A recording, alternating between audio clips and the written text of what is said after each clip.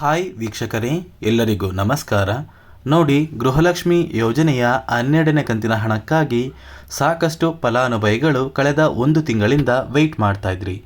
ಇಂತಹ ಪ್ರತಿಯೊಂದು ಫಲಾನುಭವಿಗಳ ಬ್ಯಾಂಕ್ ಖಾತೆಗೆ ಕೊನೆಗೂ ಸರ್ಕಾರದಿಂದ 12ನೇ ಕಂತಿನ ಹಣ ಜಮಾ ಆಗ್ತಾ ಇದೆ. ನಾಳೆ ಸೋಮವಾರ ಅಂದರೆ ಸೆಪ್ಟೆಂಬರ್ 30ರಂದು ಕರ್ನಾಟಕದ 27 ಜಿಲ್ಲೆಗಳ ಫಲಾನುಭವಿಗಳ ಬ್ಯಾಂಕ್ ಖಾತೆಗೆ ಸರ್ಕಾರ ಗೃಹಲಕ್ಷ್ಮಿ ಯೋಜನೆಯ 12ನೇ ಕಂತಿನ ಹಣನ ಜಮಾ ಮಾಡ್ತಾ ಇದೆ. ಅದೇ ರೀತಿ ಸಚಿವೆ ಲಕ್ಷ್ಮೀ ಹೆಬ್ಬಾಳ್ಕರ್ ಅವರು 13ನೇ ಕಂತಿನ ಹಣ ಮತ್ತು 14ನೇ ಕಂತಿನ ಹಣ ಕುರಿತು ಪ್ರತಿಯೊಂದು ಫಲಾನುಭವಿಗಳಿಗೆ ಒಂದು ಮುಖ್ಯವಾದ ಮಾಹಿತಿನ ಕೊಟ್ಟಿದ್ದಾರೆ. ಹಾಗಾದರೆ ಬನ್ನಿ ವೀಕ್ಷಕರೇ, ಆ ಒಂದು ಮಾಹಿತಿ ಏನು ಅಂತ ತಿಳ್ಕೊಳ್ಳೋಣ. ಅದಕ್ಕಿಂತ ಮೊದಲು ನೋಡಿ ವೀಕ್ಷಕರೇ, ವಿಡಿಯೋ ನೋಡ್ತಾ ಇರುವ ಪ್ರತಿಯೊಬ್ಬರ ಹತ್ರ ಕೂಡ ಒಂದು ಚಿಕ್ಕ ರಿಕ್ವೆಸ್ಟ್ ಇದೆ. ನೀವೇನಾದ್ರೂ ಇನ್ನೂ ಕೂಡ ನನ್ನ ಚಾನಲ್ನ ಸಬ್ಸ್ಕ್ರೈಬ್ ಆಗಿಲ್ಲ ಅಂದರೆ ದಯವಿಟ್ಟು ಪ್ರತಿಯೊಬ್ಬರೂ ಚಾನಲ್ನ ಸಬ್ಸ್ಕ್ರೈಬ್ ಮಾಡ್ಕೊಳ್ಳಿ, ಹಾಗೆ ವಿಡಿಯೋಗೆ ಒಂದು ಲೈಕ್ನ ಕೊಡಿ. ಹೌದು ವೀಕ್ಷಕರೇ, ಕಳೆದ 1 ತಿಂಗಳಿಂದ ಸಾಕಷ್ಟು ಫಲಾನುಭವಿಗಳು ಪ್ರತಿನಿತ್ಯವೂ ಕೂಡ ಗೃಹಲಕ್ಷ್ಮಿ ಯೋಜನೆಯ 12ನೇ ಕಂತಿನ ಹಣಕ್ಕಾಗಿ ವೆಯ್ಟ್ ಮಾಡ್ತಾ ಇದ್ರಿ. ಈ ಹಿಂದೆ ಸಾಕಷ್ಟು ಸಲ ಸರ್ಕಾರ ಗೃಹಲಕ್ಷ್ಮಿ ಯೋಜನೆಯ ಹಣನ ನಾವು ಜಮಾ ಮಾಡ್ತೀವಿ ಅಂತ ಮಾಹಿತಿನ ಕೊಟ್ಟಿದ್ರು. ಆದರೆ ಫಲಾನುಭವಿಗಳಿಗೆ ಯಾವುದೇ ರೀತಿಯ ಒಂದು ಹಣ ಜಮಾ ಆಗಿರಲಿಲ್ಲ.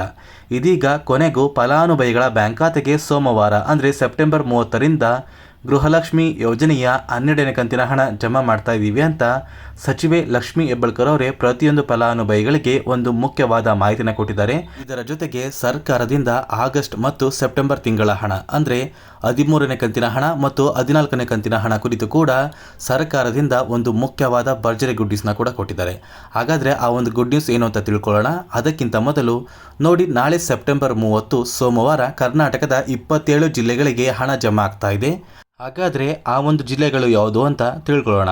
ಮೊದಲಿಗೆ ವೀಕ್ಷಕರೇ, ಬಾಗಲಕೋಟೆ, ಬೆಂಗಳೂರು ನಗರ, ಬೆಂಗಳೂರು ಗ್ರಾಮಾಂತರ, ಬೆಳಗಾವಿ, ಬಳ್ಳಾರಿ, ಬೀದರ್, ವಿಜಯನಗರ, ಚಾಮರಾಜನಗರ, ಚಿಕ್ಕಬಳ್ಳಾಪುರ, ಚಿಕ್ಕಮಗಳೂರು, ಚಿತ್ರದುರ್ಗ, ದಕ್ಷಿಣ ಕನ್ನಡ, ದಾವಣಗೆರೆ, ಗದಗ, ಕಲಬುರಗಿ, ಹಾಸನ, ಹಾವೇರಿ, ಕೊಡಗು, ಕೋಲಾರ, ಕೊಪ್ಪಳ, ಮಂಡ್ಯ, ಮೈಸೂರು, ರಾಯಚೂರು, ರಾಮನಗರ, ಶಿವಮೊಗ್ಗ, ತುಮಕೂರು, ಉಡುಪಿ, ಉತ್ತರ ಕನ್ನಡ, ಯಾದಗಿರಿ ಮತ್ತು ಬಿಜಾಪುರ ಈ ಜಿಲ್ಲೆಯ ಪ್ರತಿಯೊಂದು ಫಲಾನುಭವಿಗಳಿಗೂ ಸರ್ಕಾರ ಗೃಹಲಕ್ಷ್ಮಿ ಯೋಜನೆಯ 12ನೇ ಕಂತಿನ ಹಣನ ನಾಳೆ ಸೆಪ್ಟೆಂಬರ್ 30 ಅಂದರೆ ಸೋಮವಾರ ಜಮಾ ಮಾಡಲಾಗ್ತಾ ಇದೆ. ನಿಮ್ಮ ಬ್ಯಾಂಕ್ ಖಾತೆಗೆ ಇಲ್ಲಿಯವರೆಗೂ ಒಟ್ಟು 11 ಕಂತಿನ ಹಣ ಜಮಾ ಆಗಿದ್ರೆ ನಾಳೆಯಿಂದ 12ನೇ ಕಂತಿನ ಹಣ ಜಮಾ ಆಗ್ತಾ ಇದೆ. ಇದರ ಜೊತೆಗೆ ಸರ್ಕಾರದಿಂದ 13ನೇ ಕಂತಿನ ಹಣ ಹಾಗೂ 14ನೇ ಕಂತಿನ ಹಣ ಕೂಡ ಫಲಾನುಭವಿಗಳ ಬ್ಯಾಂಕ್ ಖಾತೆಗೆ ಬಿಡುಗಡೆ ಮಾಡೋದ್ರ ಬಗ್ಗೆ ಸಚಿವೆ ಲಕ್ಷ್ಮೀ ಹೆಬ್ಬಾಳ್ಕರ್ ಅವರು ಮುಖ್ಯವಾದ ಮಾಹಿತಿನ ಕೊಟ್ಟಿದ್ದಾರೆ. ನೋಡಿ ಸ್ನೇಹಿತರೆ, ಗೃಹಲಕ್ಷ್ಮಿ ಯೋಜನೆಯ 12ನೇ ಕಂತಿನ ಹಣ ನಾಳೆಯಿಂದ ಮುಂದಿನ 1 ವಾರದಲ್ಲಿ ಪ್ರತಿಯೊಂದು ಫಲಾನುಭವಿಗಳ ಬ್ಯಾಂಕ್ ಖಾತೆಗೆ ಜಮಾ ಆಗುತ್ತೆ. ನಂತರ ಅಕ್ಟೋಬರ್ ತಿಂಗಳ ಮೊದಲ ವಾರ ಮುಗಿದ ಮೇಲೆ ಫಲಾನುಭವಿಗಳಿಗೆ ಸರ್ಕಾರದಿಂದ ಗೃಹಲಕ್ಷ್ಮಿ ಯೋಜನೆಯ 13ನೇ ಕಂತಿನ ಹಣ ಜಮಾ ಆಗುತ್ತೆ. ಅಂದರೆ ಈ 13ನೇ ಕಂತಿನ ಹಣ ಏನಿದೆ ಆ ಒಂದು ಹಣ ಆಗಸ್ಟ್ ತಿಂಗಳ ಹಣ ಆಗಿದೆ. ಈಗಾಗಲೇ ಸೆಪ್ಟೆಂಬರ್ ತಿಂಗಳು ಕೂಡ ಮುಗಿತಾ ಇದೆ. ಅಂದರೆ ಅಕ್ಟೋಬರ್ ತಿಂಗಳಲ್ಲಿ ಒಟ್ಟು ಫಲಾನುಭವಿಗಳಿಗೆ 3 ಕಂತಿನ ಹಣ ಬರುತ್ತೆ. ಅಂದರೆ 12ನೇ ಕಂತಿನ ಹಣ, 13ನೇ ಕಂತಿನ ಹಣ ಮತ್ತು 14ನೇ ಕಂತಿನ ಹಣನ ಸರ್ಕಾರ ಪ್ರತಿಯೊಂದು ಫಲಾನುಭವಿಗಳಿಗೆ ನಾವು ಜಮಾ ಮಾಡ್ತೀವಿ ಅಂತ ಸಚಿವೆ ಲಕ್ಷ್ಮೀ ಹೆಬ್ಬಾಳ್ಕರ್ ಅವರೇ ತಿಳಿಸ್ಕೊಟ್ಟಿದ್ದಾರೆ.